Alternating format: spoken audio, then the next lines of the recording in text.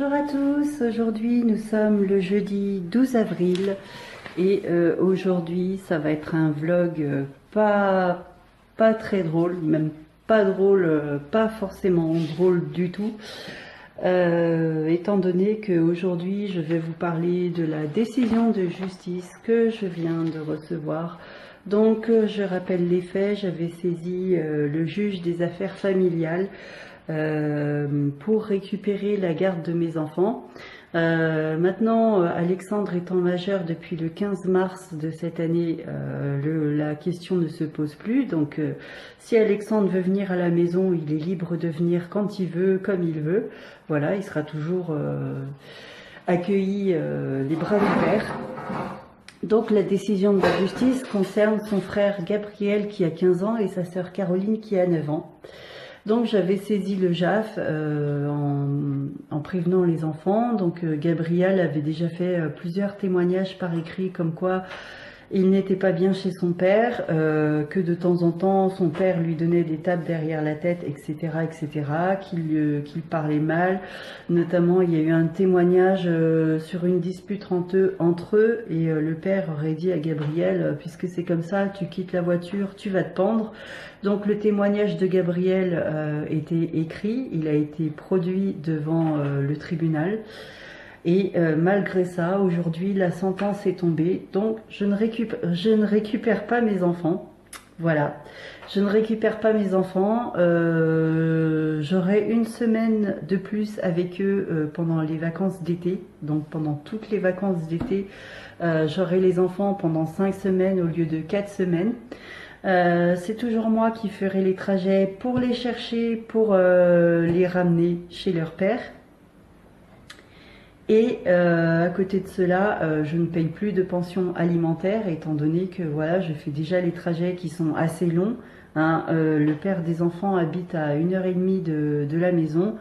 Il faut compter 2 heures quand les gorges de l'Arly, qui sont la principale route pour se rendre chez leur père, lorsque les gorges sont fermées, suite à des éboulements, il faut faire un détour. Donc là, on rajoute à peu près une demi-heure. Et sans parler quand il y a de la neige ou quand il y a des touristes, je n'ai rien contre les touristes, mais sur la route ils ne savent pas rouler, d'autant plus que dans les gorges de l'Arly ou pour aller à Héry-sur-Ugine, c'est pareil, ce sont des routes pleines de lacets, pleines d'épingles à cheveux.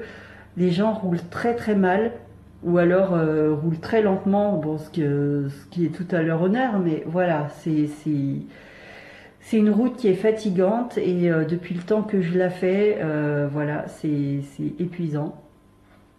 Et pourquoi je n'ai pas eu gain de cause, entre guillemets, c'est parce que Gabriel m'a dit qu'il avait témoigné, donc c'est lui principalement qui recevait les tapes de son père. Donc quand il était sorti de l'association qui a recueilli le témoignage, il m'a dit c'est bon maman, j'ai tout dit, et en fait là j'ai la preuve noir sur blanc que voilà, Gabriel n'a pas tout dit. Donc du coup moi je me suis fait passer pour une menteuse aux yeux du tribunal. Et à côté de ça, c'était au moment où je suis passée en audience, mon médecin n'avait vu qu'Alexandre une seule fois, donc il n'a pas pu faire un compte-rendu détaillé à temps pour la suite de l'audience. Donc du coup, de ce côté-là, je n'ai pas été crue non plus que Alexandre est pas en danger, mais presque. Hein. Il lui manque 7 kilos à Alexandre pour être dans une courbe normale, d'autant plus qu'il est en période de croissance. Donc voilà, la juge n'en a pas tenu compte. Donc tout va bien, les enfants sont heureux chez leur père, dans le meilleur des mondes. Voilà, donc suite à ça, je me suis dit, j'ai encore 1 mois d'appel à faire. 1 mois pour faire appel à cette décision, mais voilà, j'ai avisé Gabriel, si je refais appel et que ton témoignage n'est toujours pas aussi complet, idem pour ton frère, je vois pas pourquoi je me bataillerais plus. Donc voilà, je pense que je ne vais pas faire appel. Je ne comprends pas, je suis déçue. Et pour la première fois en 8 ans, je baisse les bras. Donc je me dis, il faut accepter les choses telles qu'elles sont. Voilà, je ne ferai pas appel. Gabriel restera encore 3 ans, Caroline restera encore 9 ans, et puis ma foi, ben, le jour où les enfants voudront venir, ben, ils viendront, puis s'ils veulent pas venir, s'ils veulent rester chez leur père, voilà, je leur laisse le champ libre, je ne ferme pas ma porte, mais aujourd'hui je suis au fond du trou, on va dire. Mais je vais me relever, mais pour l'instant, voilà. Donc c'était juste un petit vlog pour ça. Et puis là, pour l'heure, eh bien, je vais me préparer. Je vais aller chercher Thibaut qui est rentré en camion à son dépôt. Et vu que sa voiture est ici, il peut pas rentrer. Donc je vais aller le chercher. Je vais préparer bébé. Voilà, tout ça pour dire que l'épisode voilà, du tribunal pour récupérer les enfants et tout, j'en ai parlé. Voilà, aujourd'hui je tenais à clore le sujet. Je n'en parlerai plus, tout comme j'ai demandé aux enfants de ne plus me parler de ce qui se passe là-haut chez leur père. Voilà, c'est ma décision. J'ai envie de me protéger aussi un peu parce que il y a des choses qui sont pas faciles à entendre. Mais voilà, à côté, si on ne m'aide pas, si j'ai pas le soutien de mes enfants, je vois pas pourquoi je me bataillerais toute seule. Maintenant, je ne vois pas si j'ai eu raison ou pas de me batailler pour les récupérer. Là, je suis dans une optique, je baisse les bras. Voilà, donc dans quelques années, ben, on verra ce que ça donnera, mais pour aujourd'hui, je suis résignée. Voilà. Donc le sujet est clos. Je vais me préparer pour aller chercher mon chéri. Je vous remercie de m'avoir écouté. Merci à toutes celles qui ont suivi l'histoire. Hein. Merci de votre soutien. J'imagine qu'il y en a beaucoup qui se demandent pourquoi je n'ai pas eu la garde de mes enfants. Tout simplement parce qu'à l'époque, j'ai fait une bêtise. Ma bêtise, c'était de quitter le domicile conjugal, pas sur un coup de tête, hein, parce que ça faisait déjà depuis des années que la situation me bouffait. Donc avec mon ex-mari, on a été mariés pendant 11 ans. Voilà, et il faut savoir qu'au bout de la 5e année, je cumulais beaucoup de choses, je prenais beaucoup de choses sur moi. Il y a eu des négligences sur les enfants, donc voilà, il y a Caroline qui a failli finir noyée parce que son père l'a laissée dans un bain alors qu'elle tenait à peine assise et que voilà, au lieu de venir me voir dans la cuisine, moi qui étais en train de cuisiner avec les poêles qui sont en train de frire et la porte fermée, je n'entendais pas les pleurs de Caroline et son père, au lieu de venir en cuisine me dire tiens je te la confie pendant que moi je vais aux toilettes, il l'a laissée toute seule. Et donc ma petite Caroline, qui ne tenait pas plus assise que Théo actuellement, s'est tout de suite renversée. Par chance, Gabriel est passé par là et c'est lui qui a sauvé sa petite sœur. C'est Alexandre ou un des deux garçons, je me souviens plus, qui est venu me prévenir en cuisine. Caroline est en train de se noyer. Donc j'ai récupéré ma puce et le père, quand il est sorti des toilettes, il s'est posé la question ah mais qu'est-ce qui se passe? Bah, ta fille a failli se noyer. Ah bah je comprends pas, voilà, j'étais aux toilettes, je pensais que je pouvais la laisser toute seule. Donc il y a des négligences comme ça qui sont impardonnables. Il y a eu plusieurs négligences comme ça. Caroline en a payé doublement, enfin 2 fois les frais. Et c'est des petites choses comme ça qui ont fait que le mariage n'a pas fonctionné. Donc ça, plus le fait que sa mère soit tout le temps présente. Donc dès la naissance d'Alexandre, il avait été convenu que la nounou serait, enfin que la mamou, les enfants appellent leur grand-mère paternelle mamou, et il était convenu que la mamou serait la nounou des enfants. Et à la fin de notre mariage, à chaque fois qu'on voulait faire une sortie et qu'on voulait les faire garder, c'était non, non, non. Et quand je prenais une autre nounou, c'était des reproches sans arrêt. Avant la naissance de Caroline, voilà, c'était des, comment dire, des invasions dans ma vie privée. Et le jour où on a annoncé la naissance de Caroline, c'est pourquoi vous avez fait un 3e enfant. J'ai balancé toutes vos affaires, toutes les affaires de puériculture des garçons, j'ai tout revendu, enfin bref. C'est des petites choses comme ça qui ont fait que j'en ai eu ras-le-bol. Et au bout d'un moment, je suis partie de la maison. Et ce que j'aurais dû faire, donc ça c'est un conseil pour toutes celles qui sont dans une mauvaise passe avec leur chéri. Je ne vous incite pas à partir de chez vous, hein, mais c'est juste le conseil si jamais ça ne va plus, si jamais vous partez de chez vous, pensez à aller voir une avocate. Voilà, vous dites pourquoi vous avez quitté le domicile. Donc ça peut être soit pour violence conjugale, soit pour, je ne sais pas moi, pour incompatibilité des caractères, soit voilà, il peut y avoir plusieurs raisons. Mais quand vous quittez votre maison, il faut aller voir une avocate, lui expliquer, voilà, je quitte la maison pour telle raison. Et voilà, il faut se couvrir comme ça. Moi, à l'époque, je n'avais pas été voir l'avocate du tout. Je n'avais pas d'endroit où loger. Et donc, je suis restée une semaine à dormir dans ma voiture en bas de l'immeuble des enfants. Voilà, jusqu'à ce que quelqu'un me prenne en pitié. Donc, c'était un ami qui habitait juste en face de la maison des enfants. Ça, c'est une très très longue histoire, mais voilà pourquoi je n'ai pas eu la garde des enfants. Donc parce que j'ai fait un abandon de domicile et que à l'époque je n'avais personne de ma famille ou pas assez de revenus pour faire garder les 3 enfants. Et donc c'est toutes ces petites choses là qui ont été prises en conséquence pour dire que voilà, je n'ai pas la garde de mes enfants. Et aujourd'hui, maintenant, je ne peux pas les récupérer parce que ce serait les déraciner de là-haut.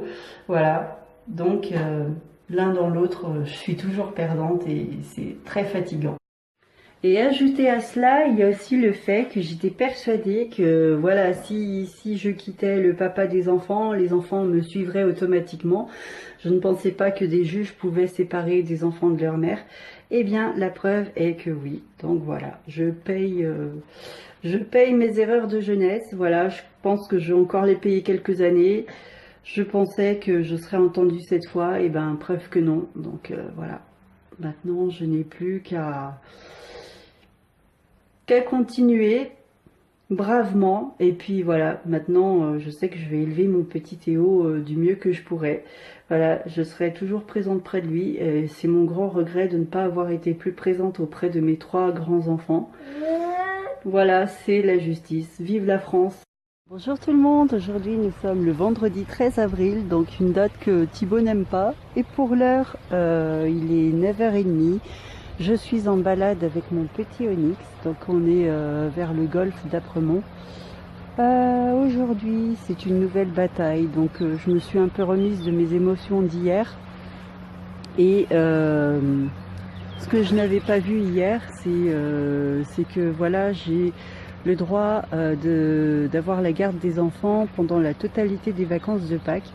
Donc aujourd'hui, j'ai décidé d'aller chercher les enfants plus tôt que prévu.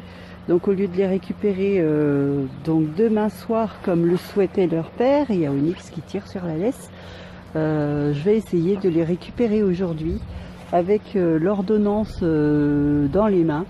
Donc voilà, le père des enfants a dû la recevoir bien plus tôt que moi, étant donné que lui habite en Haute-Savoie et que le tribunal est plus proche de chez lui. Je pense qu'il a déjà reçu, mais comme il donne pas de nouvelles et il répond jamais au texto ni rien du tout, donc voilà, je ne suis pas au courant s'il l'a ou s'il l'a pas, mais à mon avis il l'a. Et donc je vois pas pourquoi monsieur me grignoterait des jours sur ses vacances de Pâques, étant donné que l'ordonnance du tribunal normalement fait effet à partir du 5 avril, nous sommes le 13 avril, donc ça veut dire que je me suis déjà fait griller une semaine de vacances. Si j'avais reçu le verdict en temps et en heure, j'aurais eu les enfants pendant les 2 semaines de vacances. Donc aujourd'hui est un nouveau combat. Je m'excuse, il y a Onyx qui tire. Oh, tu fais quoi? Hein? On y va? Patate. Allez, viens, on se balade. Regardez ce joli petit coin de jardin. Wouh! Onyx! C'est trop mignon. J'aimerais bien avoir un petit potager comme ça dans le jardin, mais avec ce petit monstre là, je pense que ça va être impossible.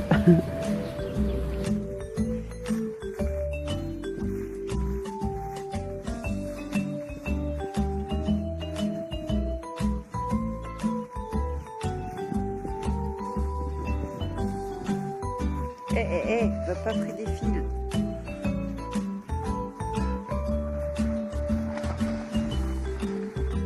Voilà, il est 13 h et je vais me mettre en route pour aller chercher les enfants. Donc c'est non sans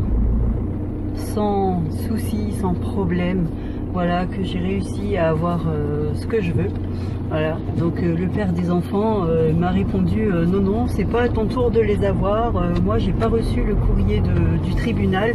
J'ai reçu le récépissé, mais je suis pas allée chercher le courrier. Donc moi, je me suis renseignée. À partir du moment où il a reçu le récépissé et qu'il n'est pas allé chercher le courrier, voilà, c'est considéré comme s'il a reçu le courrier quand même. Donc du coup, je monte chercher les enfants et j'ai dans ma poche l'ordonnance au cas où la grand-mère ferait des histoires. Parce que cet après-midi, monsieur étant au boulot, c'est la grand-mère qui va faire la passation, entre guillemets. Donc voilà, je vais prendre la route de Pras-sur-Arly à côté de Megève et je vous retrouve plus tard. C'est qui que t'as retrouvé? Un petit bébé à la montagne, à la côte de Mille à Megève. Oh. Regardez ce paysage magnifique.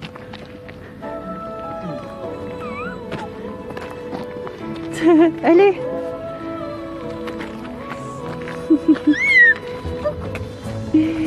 Fripouille. Oh.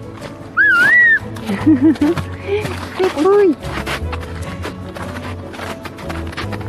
Oh oui. Le ski de boss. Vas-y, va.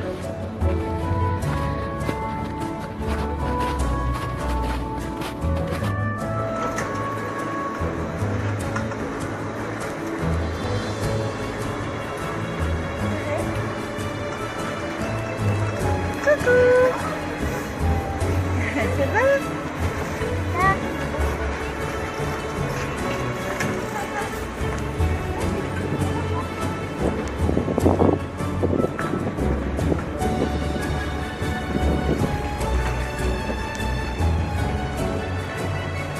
Voilà, on est allé à la côte de Mille.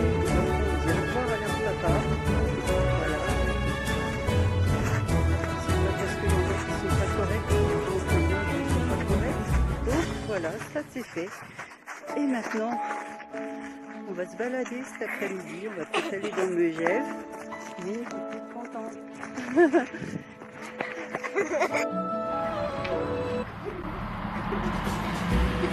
Les foufous. Les foufous.